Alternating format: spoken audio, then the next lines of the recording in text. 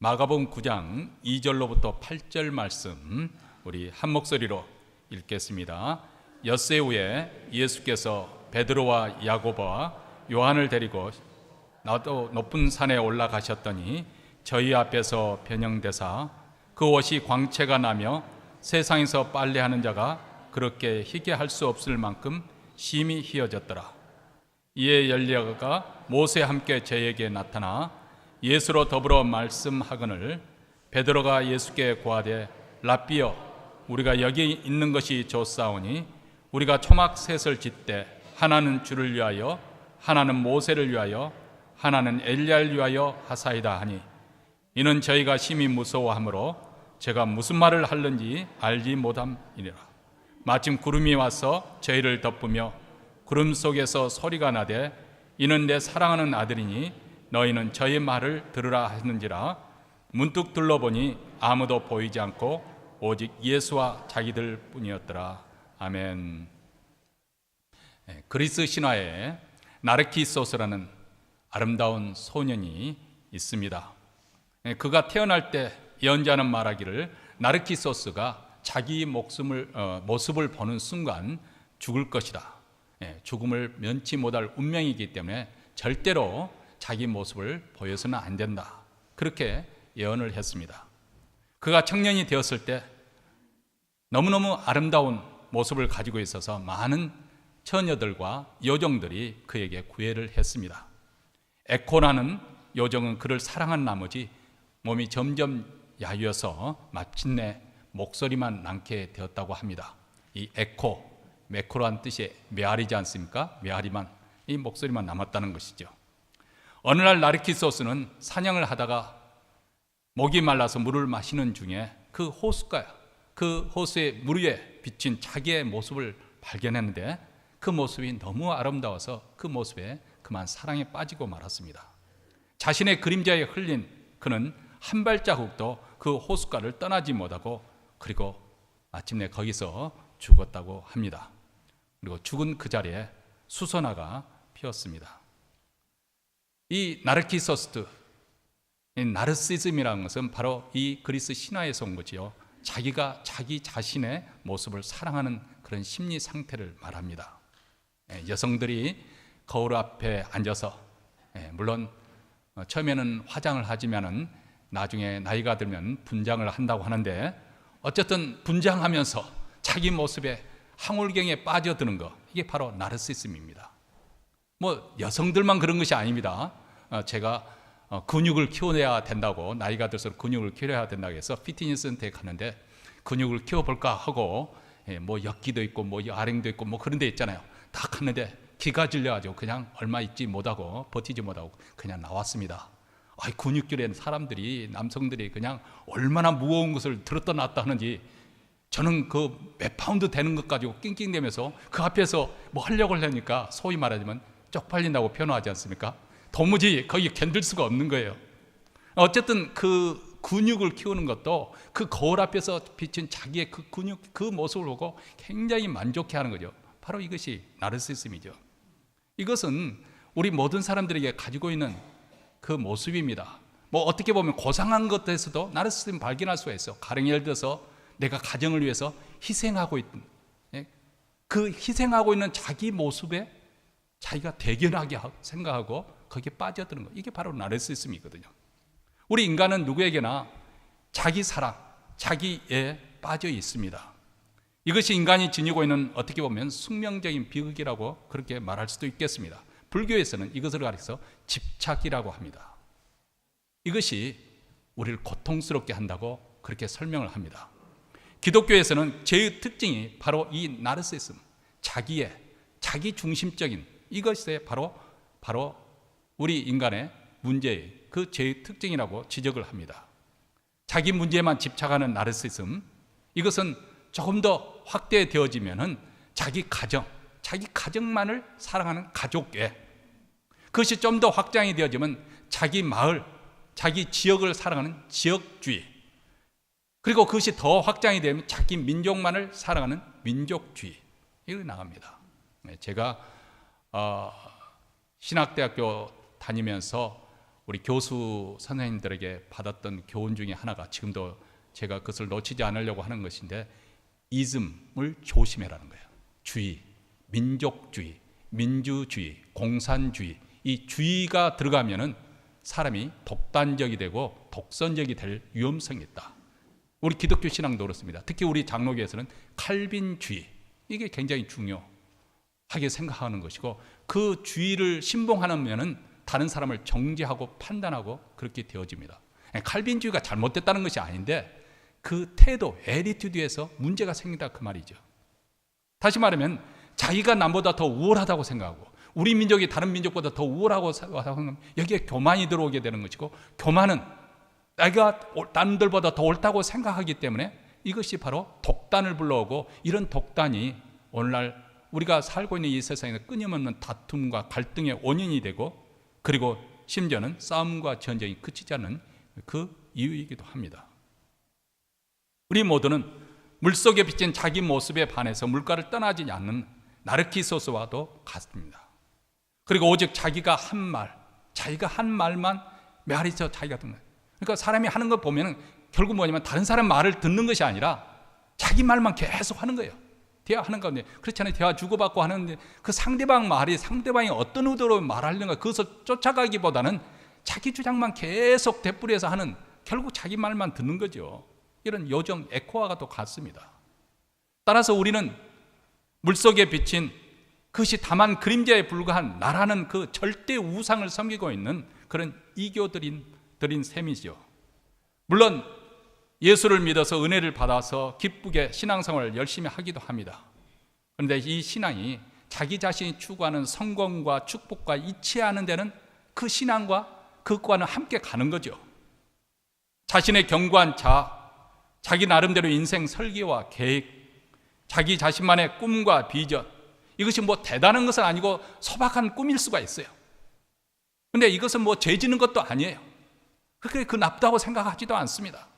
근데 하나님의 말씀이 이것의 근본적인 자기 사랑, 다시 말하면 자기 중심적인 그 부분을 건드리고 그것을 거스르기 시작하면, 그때부터는 신앙생활을 하면서도 이상한 걸음을 걷기 시작합니다. 한마디로 하나님의 말씀을 무시를 하고 고의로 잊으려고 하고 회피하고 아니면 타협을 하는 것이죠. 다시 말하면 자기 자아가 죽어야 되는 그 지점에 가서는 완곡하게 하나님의 말씀을 거절하는 것입니다. 그저 우리가 원하는 것은 손해보지 않고 불편 없이 신앙생활을 하고 싶은 것이죠. 또 안락과 편리함 속에서 신앙생활을 하고 싶어 하는 것입니다. 이것이 바로 예수님의 씨 뿌리는 비유 가운데 돌밭에 뿌려진 씨와 같아요. 잠깐 은혜를 받아서는 반짝하고 기뻐하는 거예요. 그런데 그 뿌리가 깊지 못하기 때문에, 그 안반에 깔려있는 그 씨가 뿌려져 있기 때문에, 뿌리가 깊게 내리지 못하기 때문에 뜨거운 태양빛 아래서 금방 타져 죽는 거예요. 조금만 환란이 오면, 조금만 흔들리면 그냥 흔들려서 그냥 나가 떨어지는 것이죠. 예수님께서는 우리 인생 문제의 뿌리가 어디 있는지 분명히 보시기 때문에 우리에게 나를 따라오너라, 제자의 길로 우리에게 명하시는 것입니다. 제자로서 자기 자신을 부인하는 삶을 사는 것이고, 더 이상 자기 권리를 주장하지 않고 전적으로 주님께 맡겨드립니다. 그리고 자기 십자가를 지고 갑니다. 오직 예수님이 우리 인생의 목표가 되어서 그분을 쫓아가는 것, 이것이 바로 제자의 삶입니다. 그런데 이 제자의 길은 참으로 우리 본성을 거스리는 거예요.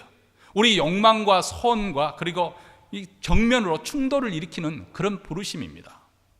그런데 바로 이 길만이 어떤 의미에서 우리가 참된 자아를 발견하고 살아가는 것이고, 또 영원한 생명을 살 수 있는 길이라는 것을 성경은 우리에게 제시하고 있습니다.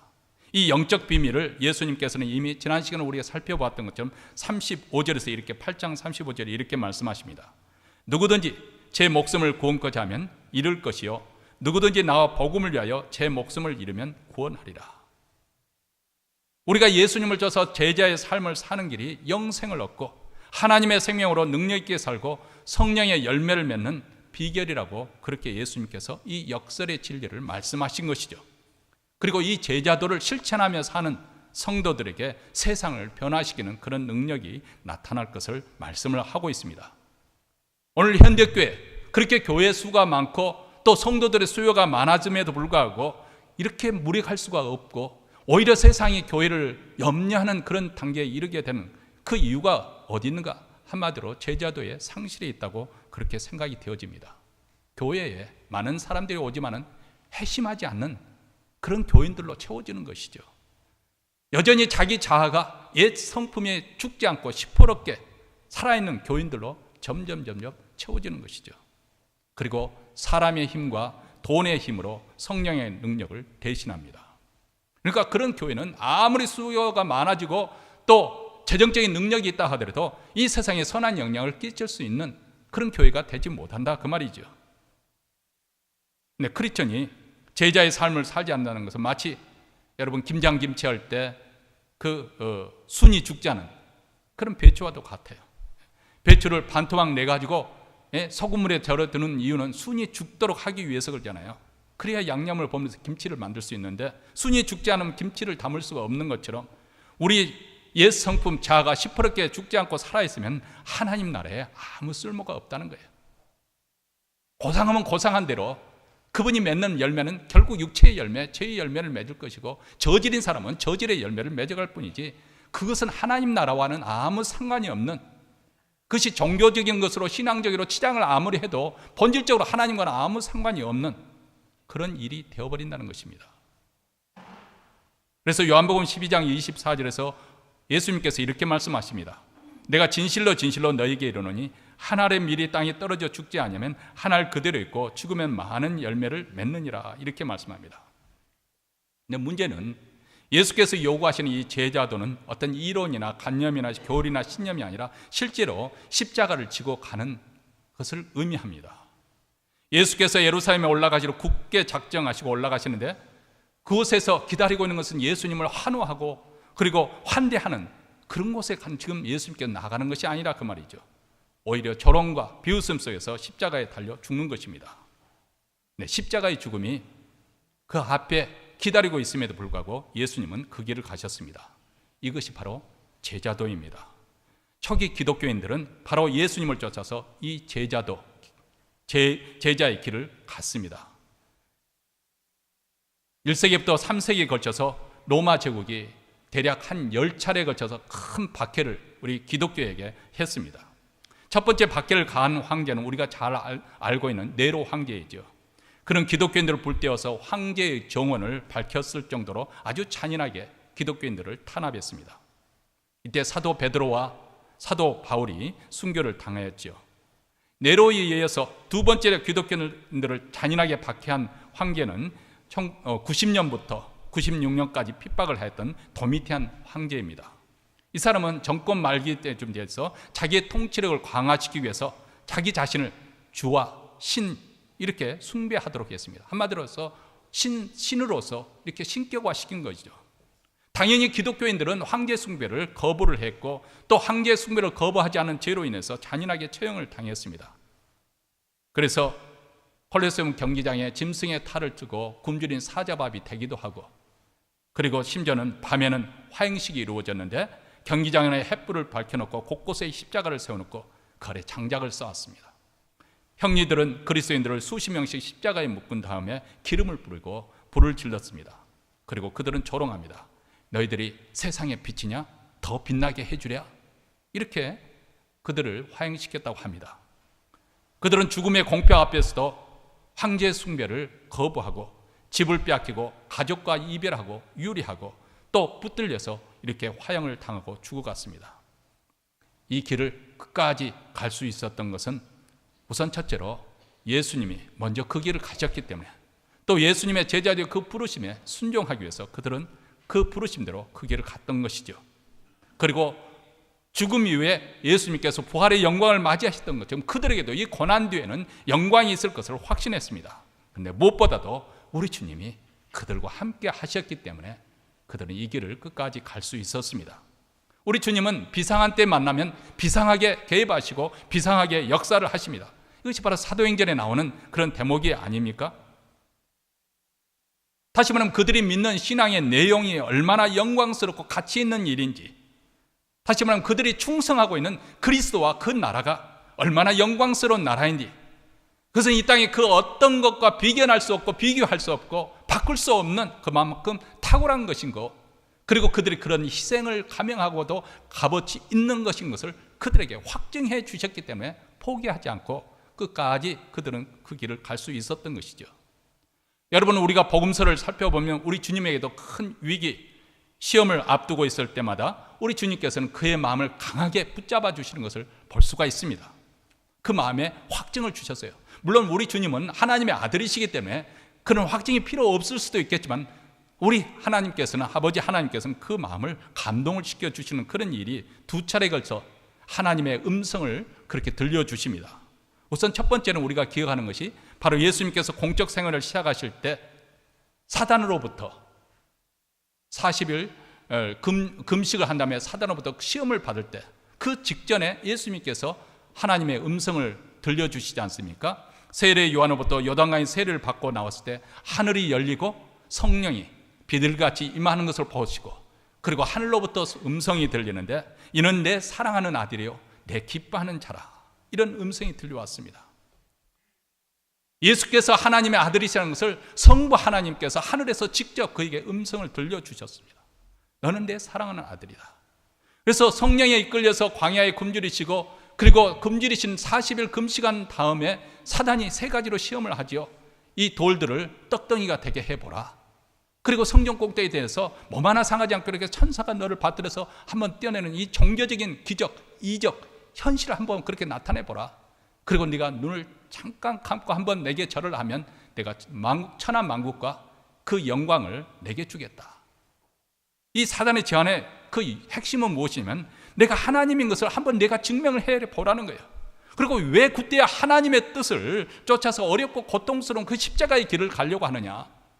내가 이 순간만 잠깐 눈을 감고 내게 절하면 그 모든 것이 다 이루어질 텐데 내가 가지고 있는 그 힘을 발휘해서 한번 내가 메시아인 것을 증거해봐라. 한마디로 세상적인 방법, 마귀적인 방법으로 쉬운 메시아 길로 가라는 유혹입니다. 네, 예수님께서는 그 제안들을 다 그 유혹들을 거부하셨습니다. 우리 주님은 내가 하나님의 아들이라는 것을 자기 자신의 존재됨을 증명해 보일 필요가 없었죠.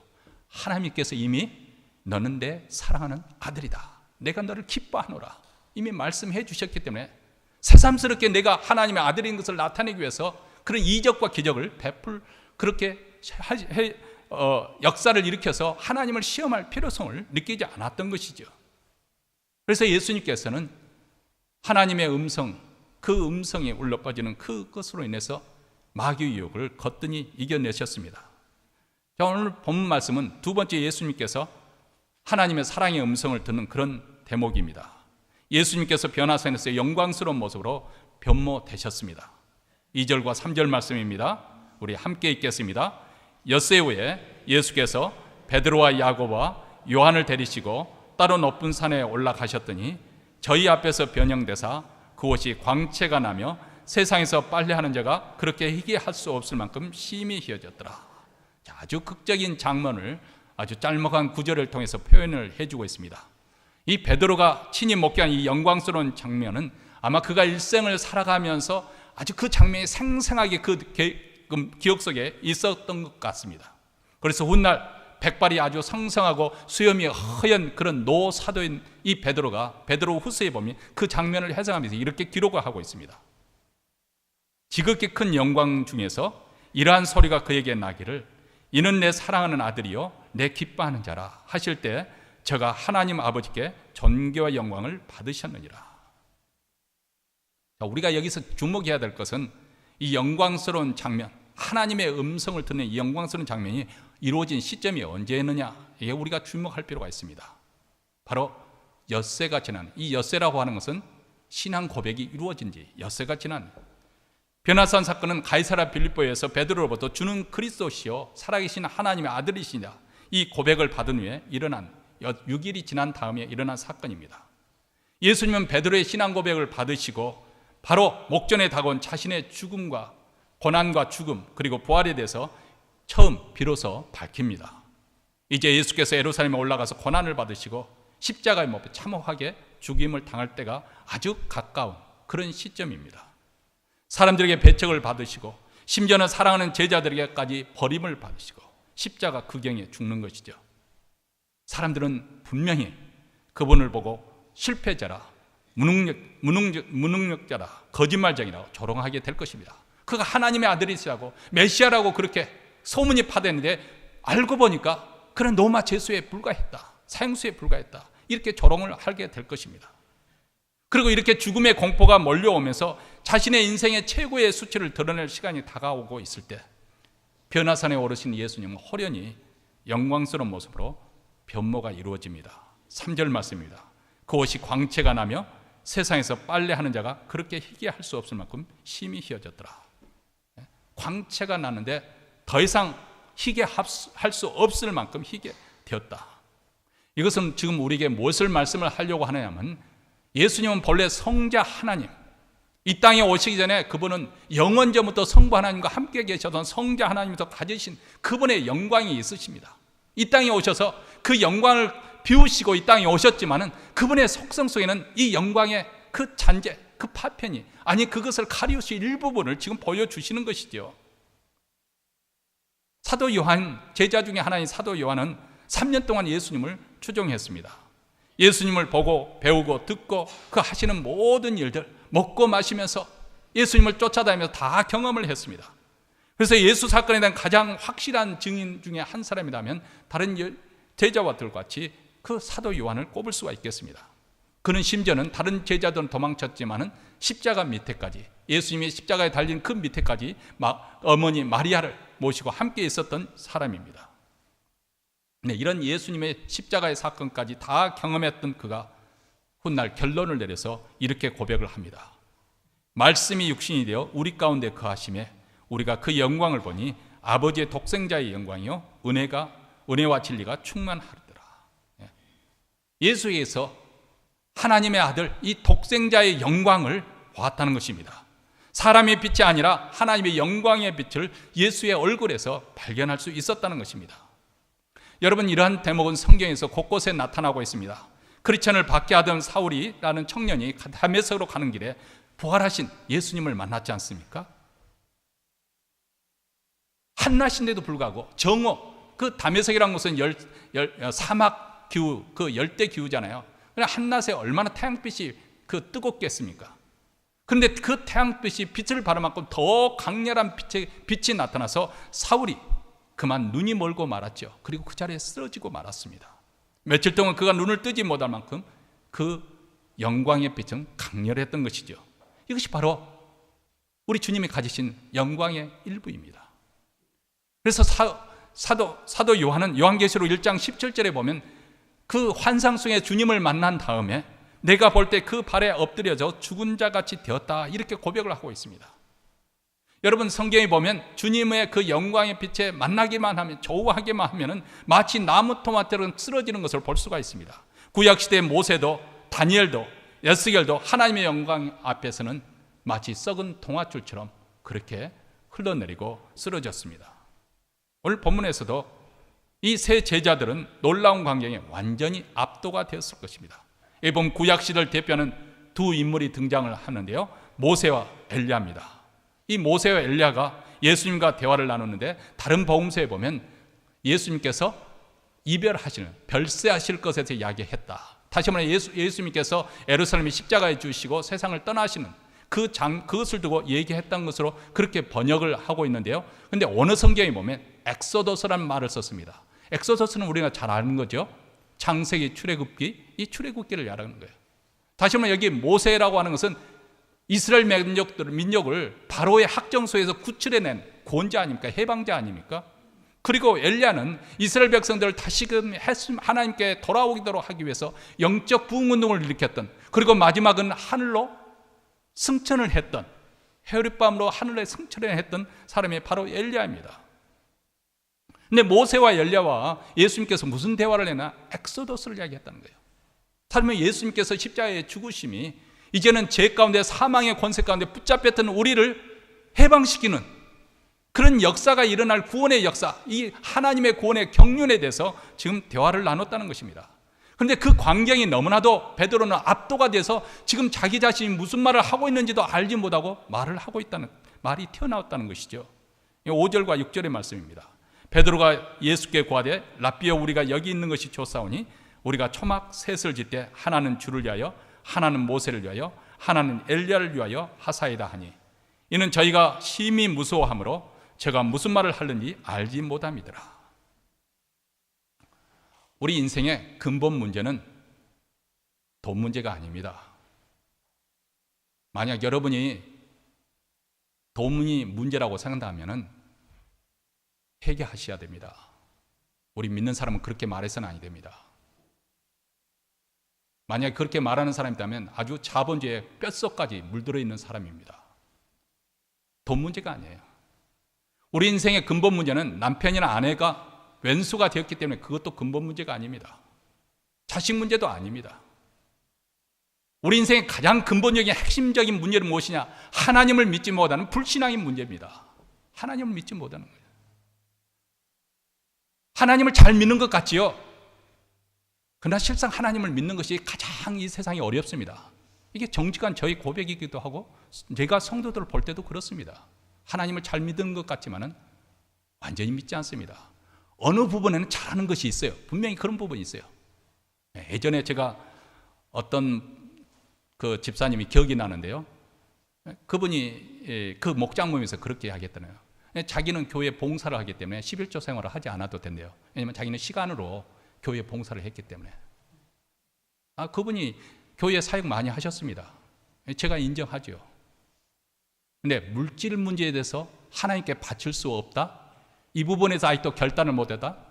이건 예수님의 참다운 제자가 돼요. 여전히 그분은 돈에 사로잡혀 있는 사람입니다. 자신의 물질의 일부를 하나님께 드릴 수 없는 그런 믿음이 뭐가 대단한 믿음이겠어요?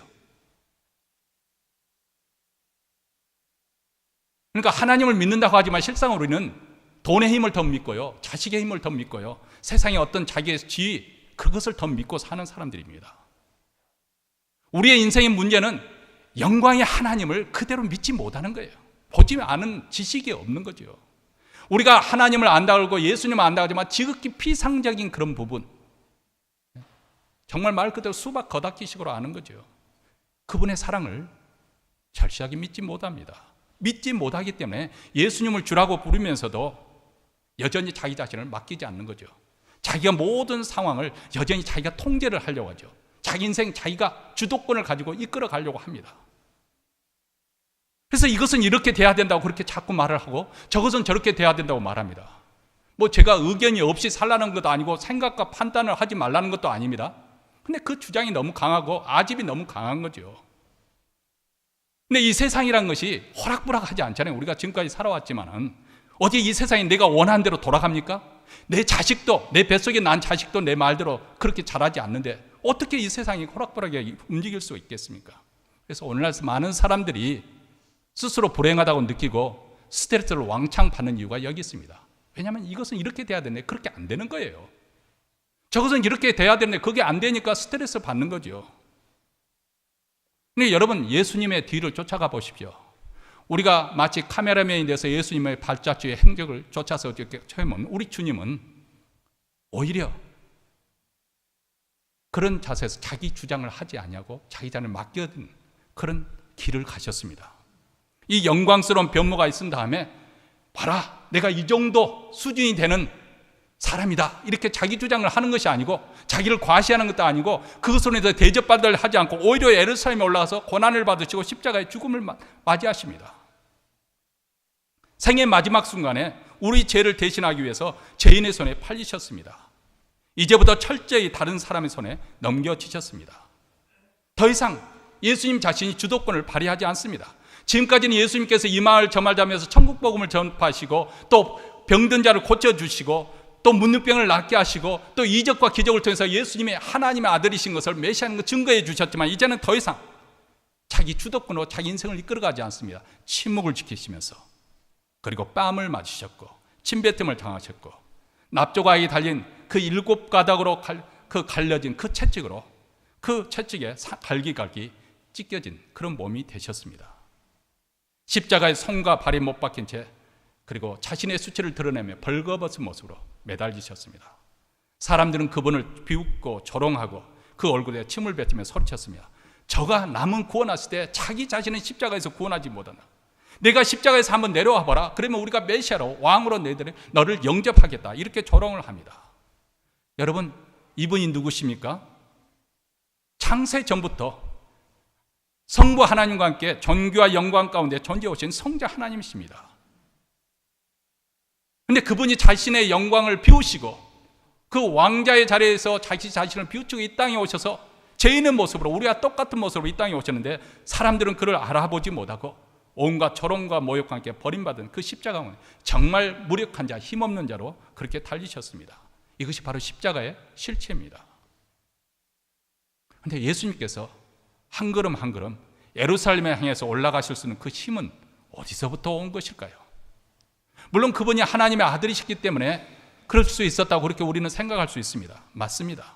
그런데 성경은 예수님도 우리와 똑같은 성견을 가지고 계셨기 때문에 100% 인간으로 또 이 땅에서 살으셨기 때문에 그 죽음의 직전에서 심히 고민하여서 죽을 정도로 고뇌하는 그런 모습을 보이십니다. 내가 고민하여 죽게 됐으니 너희는 깨어 기도하라 하고 사랑하는 제자들에게 당부를 하시지 않습니까?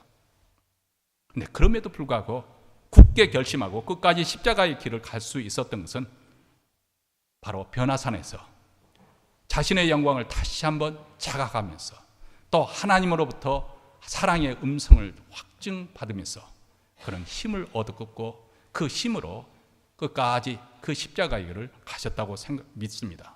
7절 말씀에 마침 구름이 와서 저희를 덮으며 구름 속에서 소리가 나되 이는 내 사랑하는 아들이니 너희는 저의 말을 들으라. 자, 여기서 구름은 예전에 이스라엘 백성들이 광야 구름 기둥이고 시내산에서 빽빽한 구름으로 임하였고 또 모세가 성막에 들어갈 때 그 성막 위에 빽빽한 구름, 이건 바로 셰키나 하나님의 임재를 상징하는 그 구름을 말합니다. 바로 이 순간에 그런 구름이 임재했고 또 그 구름 속에서 이는 내 사랑하는 아들이니 너희는 저의 말을 들으라, 이 음성을 들었다는 거예요. 예수님은 하나님 아버지의 사랑을 그래서 믿고 신뢰하고 전폭적으로 맡겼습니다. 여러분, 이 점은 우리에게도 굉장히 중요한 부분입니다. 우리 삶에 적용할 수 있기 때문에 그렇습니다. 우리도 하나님의 음성, 우리가 예수 그리스도를 믿음으로 말하면서 너는 내 사랑하는 아들이다, 내가 너를 기뻐한다, 내가 무엇을 성취했기 때문에, 네가 신앙생활을 잘했기 때문에 내가 너 존재를 기뻐하는 것이 아니라 내가 처음 하나님의 자녀로 인친 그 순간부터 나는 너에게 사랑에 빠졌다, 내가 너를 기뻐한다. 만약에 이 주님의 사랑의 음성을 우리가 듣고 산다면 우리는 어떤 환난이나 시련도 극복할 수 있는 그런 부분, 그런 힘을 얻을 수 있다고 분명히 믿습니다. 그래서 예수님께서 변화산에서 변모되신 것은 예수님 자신을 위해서도 하지만 또한 제자들에게도 또 오늘날 우리에게도 꼭 필요한 그런 부분이기도 합니다. 왜 군림하는 메시아로서 원수를 그렇게 무력으로 제압하지 않으시고 오히려 순환을 받으시고 십자가의 죽음으로 이 생을 마감해야 하는 것인가? 제자들은 도무지 이해할 수가 없었고 오늘날도 유대인들은 그 사실 때문에 예수님은 실패한 하나님의 선지자가 아니냐, 그 사람이 어떻게 우리의 메시아를 될 수가 있느냐, 그는 로마 사형수로서 처형을 당한 한 명의 선지자에 불과할 수는 하지 메시아는 되지 못한다. 그들은 예수님을 메시아로 수용하지 못한 이유가 여기 있습니다. 이것이 오늘날 현대인들이 예수님을 거부하는 정확한 그 지점이기도 하죠. 십자가에 달린 메시아, 너무 무력하기 때문에 우리가 그분을 믿고 따를 수 없다는 거죠. 그분을 의지할 수 없다는 것이죠. 우리에게 힘이 되어주지 못할 것으로 생각하는 것이죠. 심지어는 제자들도 예수님이 무력에 체포되고 조롱과 비웃음 속에 십자가에 달렸을 때 그들의 믿음과 확신 그리고 산산조각이 나와버렸을 것입니다. 예수님이 누구신가, 예수님에 대한 정체, 거기에 혼란과 혼동, 의혹과 의심이 압도되었을 것입니다. 바로 그 순간 그들은 호련히 변화산에서 영광의 모습으로 변모되었던 그 장면을 상기하였을 것입니다. 그래서 산산조각이 난 그 믿음의 파편들을 다시 끌어모을 수가 있었을 거라고 생각합니다. 그들은 넘어졌지만은 아주 넘어지지 않았습니다. 왜냐하면 바로 영광의 주님이 되신다는 이 변화상의 사건을 그들은 체험했기 때문에 그렇습니다. 우리가 예수님을 아는 지식이 올바르게 가지고 있다면 그분이 누구신지, 하나님 아들의 능력과 신성, 본래 그분이 가지신 영광과 거룩을 보고 우리가 그분이 누구신지를 알았다면, 그리고 하나님이 들려주시는 음성, 이는 내 사랑하는 아들이니 너희는 저의 말을 들으라, 이 음성을 듣는다면 인생의 어떤 거센 폭풍우 속에서도 우리는 결코 무너지지 않을 그런 확신, 그런 근거가 되어진다고 믿습니다. 물론 경건한 사람들도 늙고 병에 걸립니다. 기도해도 고난이 찾아올 수 있습니다. 아무리 신실한 목회자를 할지라도 사역에 실패하기도 합니다. 어떤 사람은 자식이 아직 어린 가운데서도 젊은 나이에 암으로 투병하다가 죽기도 합니다. 예수님을 신실하게 믿는 사람들 그 마음속에도 여전히 염려가 있고 불안이 있을 수가 있습니다. 탐욕과 정욕, 교만과 미움이 있을 수가 있고, 그리고 낙심과 좌절이 찾아오기도 합니다. 그럼에도 불구하고 지금 2000년이라는 세월이 지나고 오고 가는 그 많은 세대의 사람들이, 수많은 그리스도인들이, 그 가운데는 왕도 있었고 귀족도 있고 장군도 있었고 그리고 학자들도 있었고 그리고 문명의 농부들도 있었고 어부들도 있었고 수많은 평범한 사람들이 주님을 믿었지만 그들이 끝까지 주님을 쫓아서 제자의 길을 갈 수 있었던 비결이 어디 있었을까요? 그것은 십자가에 못 박힌 예수 그리스도, 그분이 누구신가? 그분들은 확실하게 알았기 때문에 그렇습니다. 그분의 영광과 그리고 그분의 십자가 사건을 통해서 성취하시고자 하는 하나님의 그 위대한 구원의 경륜과 계획, 그리고 섭리, 그리고 십자가에서 흘러내리는 그리스도의 그 피가 우리를 향한 하나님의 사랑이 얼마나 절렬한 것인지 그것을 증거해 주기 때문에, 그것을 체험했기 때문에, 그것이 그들의 삶 속에 확증되어 있기 때문에 그들은 제자의 길을 끝까지 갈 수가 있었던 것이죠. 우리가 목회하면서 또 예배를 드리면서 설교란 것이 무엇이겠어요? 뭐 말주변이 좋은 목회자가 재미있는 이야기 들려주고, 그래서 어떻게 보면 엔터테인, 우리 마음을 시원하게 해주고, 또 마음에 어떤 뿌듯한 자긍심을 갖게 해주고, 또 으쌰으쌰 힘을 실어주고, 이게 설교의 목적이 아닙니다. 사실 많은 부분에서 또 그것 때문에 항상 저도 좌절하기도 하지만은, 설교의 목적은 무엇이냐?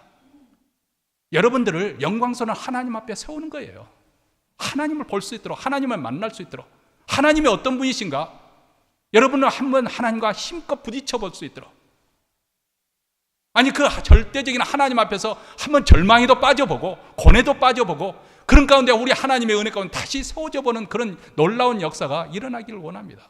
하나님을 체험하지 않으면, 하나님을 만나지 않으면 설교도 예배도 말짱할 것입니다. 하나의 종교 수요에 불과한 것이죠. 우리가 신앙하는 예수가 그렇게 시한 분이 아니신 것을, 이 세상에는 그 어떤 금은 보아도 그분과는 바뀔 수 없는, 비견할 수 없는 그렇게 탁월하시고 우월하신 분인 것을 우리가 깨닫지 못한다면, 여러분 신앙생활 하다가 조금 힘들면 얼마든지 포기할 수 있지 않겠어요? 그럼에도 불구하고 우리가 포기하지 않고 그 신앙의 길, 비록 우리가 실패도 하고 죄 때문에 미끄러지기도 하고 좌절되기도 하고 여러 가지 부족한 부분이 있을지라도 우리가 그 신앙의 줄을 놓지 않고 끝까지 갈 수 있었던 건 무엇입니까? 이 세상에 있는 그 어떤 금은 보아도 비견할 수 없고 비교할 수도 없고, 그만큼 우월하고 탁월하신 분이기 때문에, 그 많은 가치가 있기 때문에, 심지어는 우리 선교자들이 보여준 것처럼 자신의 목숨을 대가를 지불하고서라도 기꺼이 그 길을 갈 수 있을 만큼 우리 주님은 우리 생명보다 더 소중한 분이라는 그분은 발견했고, 그것을 그들은 우리에게 증거를 해준 거죠. 그래서 우리가 그 복음을 받고 우리도 그분들 뒤를 쫓아가는 거예요. 만약에 그것이 없다고 한다면 우리는 우리 마음에 흡족하는데, 우리 마음에 부합되는데, 우리 소망과 우리의 소원하는 것과 우리의 소박한 꿈, 그 뭐 대단한 꿈도 아니에요. 우리 가정에 행복하게 살고 싶다, 거기에 부합되는 한 신앙생활을 잘 할 거예요. 근데 그 부분에서 조금 어려워지면 우리 믿음이 사정없이 흔들리는 이유가 어디 있을까? 아직도 우리는 그리스도를 알지 못하고 있고 그리스도를 믿지 못하고 있기 때문에 그렇습니다. 그렇기 때문에 오늘 우리가 신앙하는 예수 그리스도, 그분이 얼마나 영광스러운 분인지 다시 한번 각성할 수 있는 그런 시간이 되었으면 좋겠습니다. 우리의 믿음과 희생과 수고가 결코 헛되지 않고 그 많은 가치가 있는 분이라는 것을, 그 보화를 발견하는 우리 모두가 되기를 주의 이름으로 축원합니다.